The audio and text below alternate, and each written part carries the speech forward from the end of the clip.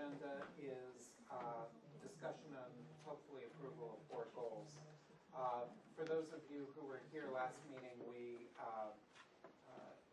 discussed, as we always do at our board retreat, goals for the next 2 years, and tentatively came up with 4 goals that we then discussed at our last regular meeting, and had some conversation about both the wording of the goals, and in addition to goals, we talked about measures for defining those goals and defining success in those goals a little more tightly than the sentences of the board goals would suggest.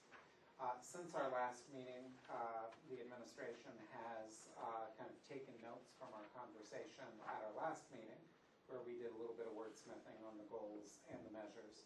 And the memo this evening should include the wording that we discussed among the 5 of us who were there last time as to how we think the board goals should look like and how we think the measures should look like.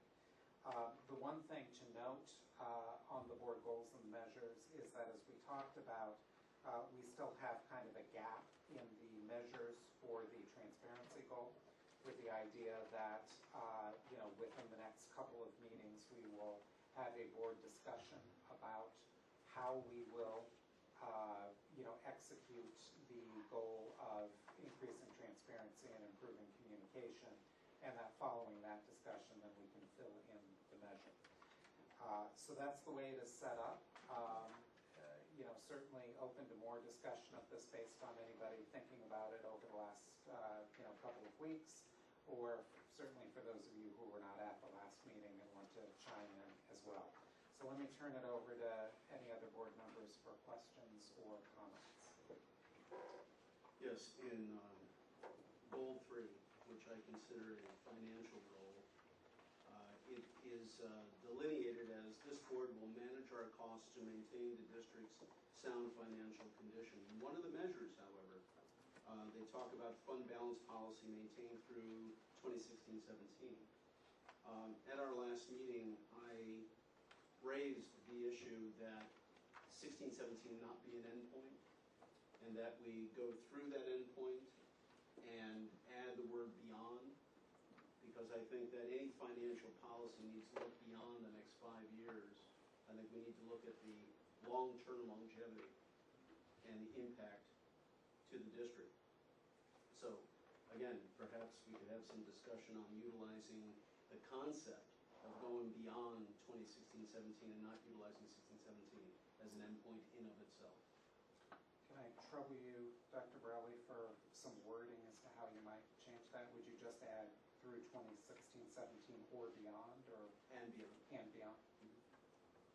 So the idea is the goal would be met, or the measure would be met, if at the end of 2013 we look ahead at our projections and it shows us meeting our fund balance for 2016 and presumably at least a little bit beyond that. Exactly. I'd like to see that endpoint pushed further back if possible. And the concept financially of looking at our expenditures and trying to, our current projection is basically the referendum money expires in 2017. And if we adjudicate finances, if possible, that we might be able to extend that endpoint to whenever, 18, 19, 20, 21, whatever. Okay. All right, so there's one proposal on the table. Let me, before taking other questions or comments, let me see if there's board member reaction to that. I certainly have no problem with that addition. I just want to remind everyone, when we initially drafted this goal, it didn't have a date. It had, will maintain the district's sound financial condition, period. And I thought we had a discussion about agreeing not to specifically have a date, at least in the board goals, that it would be okay to sort of have a measure that might talk about attaining through 2016 and 17 and beyond.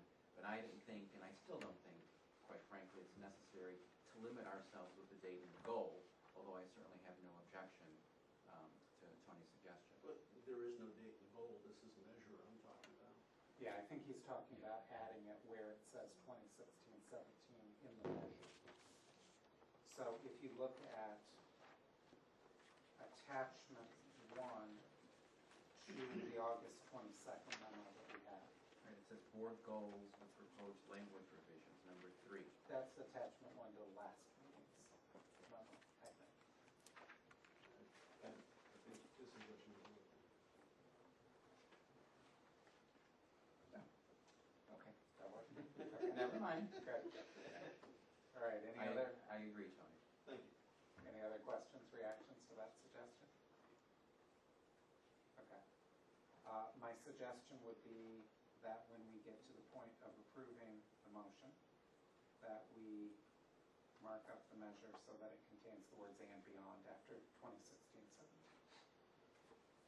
Other comments, suggestions, questions? The one that I had when we talked about this last time was the measures in the strategic plan, the second bullet. It says that the board is going to provide resources to support implementation, and I guess what I'm focused on the word provide. I'd rather say help identify, because I would like us to, I'd like the board and also the administration and the principals or the teachers also to try to get creative about how to enact and enable the strategic plan. And so I want to say help because I feel like it's should be more than just us that's trying to find ways to fund the strategic plan. I think we need everybody in this thing. So that's my suggestion, is instead of saying provide resources, I'd like to say help identify resources to support implementation of action plans. I guess probably the one thing I can think of as to why it probably says provide resources is I think that's a reference to the fact that at the end of the day, it's our decision how much money in particular and how many staff people we have on staff to implement that. And so I think it's kind of a reference to the traditional board responsibility of, deciding how much of the community's money we are willing to commit to this. I mean, one possibility is to, instead of provide work, to use the word identify and maybe leave out the word help. But there's a thought, I don't know, Dr. Barley, I look like you have an idea here. A small sparkle one, but perhaps the word allocate. Or allocate. Because that seems to imply the identification and shunting of resources to something. So if that is a better word with its meaning than provide. It works for me. That work for you? Yeah. How do other board members feel about that? Work for everybody? Okay. In that case, when we do the motion, I would suggest that in the second measure under the strategic plan goal that we replace the word provide with the word allocate. Any other suggestions or proposed changes? Okay. Any further discussion on the board goals or measures before we move to a motion? So let me ask if there's any public comment on the board goals or measures. If not, I would entertain a motion. I move that the Board of Education of Community Consolidated School District 64, Park Ridge, Niles, adopt the board goals for 2011 through 13 as modified. Sure. Moved by Mr. Fioretto, is there a second? I second. Seconded by Mr. Zimmerman. Any further discussion? Point of clarification, Mr. President, is this adopt the board goals and measures, or just adopt the board goals? It's actually a good point. I should say goals or measures, so let me ask Mr. Fioretto and Mr. Zimmerman if they are willing to amend their motion to say that. Yes, I would be. Yes. Yeah, okay. Consider that amended to say adopt the board goals and measures for 2011-2013. Yes? Should you also include in there absent the measures for the fourth goal? You could, I'm not sure it's necessary, but, Because you're adopting nothing for the fourth goal, for Right. measures, yeah. So. as one could, I think I kind of have faith that regardless regardless of the wording of the motion, that we will in fact get around to filling that in, but it's, up to those who made the motion, whether you feel the need to change the wording. I sometimes think that leaving things simple is better, so I prefer not to make the change. I'm fine with that. Is that okay? Okay, all I right. just want to make it clear. Yeah, no, and I agree with you, we need to get that filled in. Other discussion before we vote? Okay, if not, I believe, Mr. Collins, we're starting on your side. Aye. Aye? Aye. Aye. Yes. Sharon? Yes. Okay. Motion approved, thank you. Next up then is presentation and adoption of updates on Board of Education operating principles. These, I believe, are worded exactly as they were at the last meeting.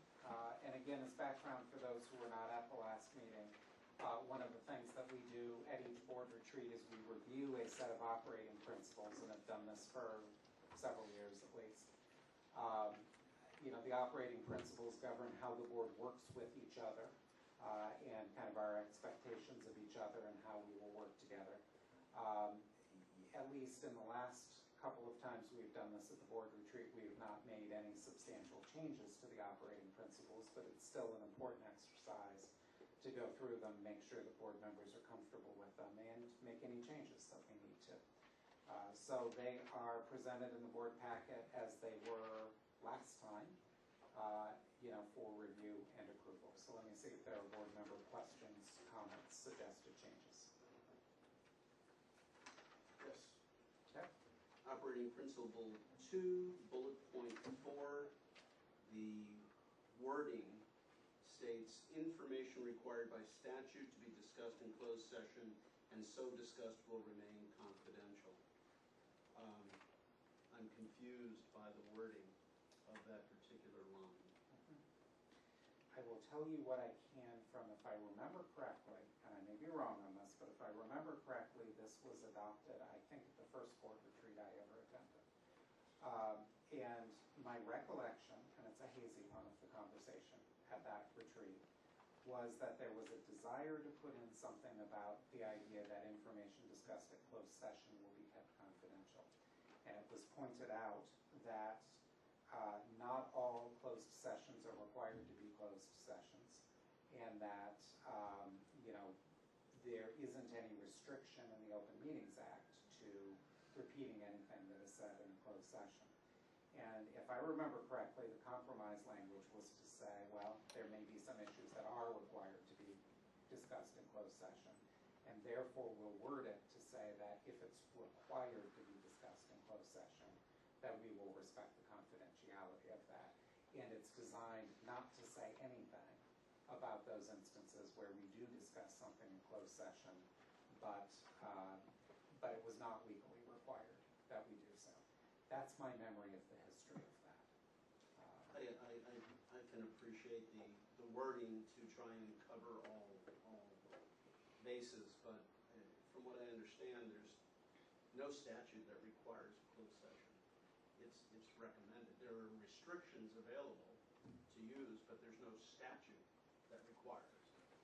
And this tees up the discussion nicely, because if you recall at the last meeting, we kind of began to have this discussion as well. And one of the things that we said we would do as a homework item is we would ask our legal counsel, well, are there any things that we are required to discuss in closed session? We did that, and we got a memo back from legal counsel, which I've circulated to the other board members, that essentially goes through the various reasons for closed session and gives legal counsel's opinion mostly on the advisability of holding things in closed session. Kind of my high-level gloss of that memo is that student privacy issues are protected by statute, not by the Open Meetings Act. It does not say you must discuss it in closed session, but there are federal and state student privacy laws that prohibit the district from releasing certain information. And kind of the corollary for that is if, for instance, you're going to talk about a student discipline case and you are going to be discussing information which is protected by these privacy statutes, then you have to have the meeting in closed session in order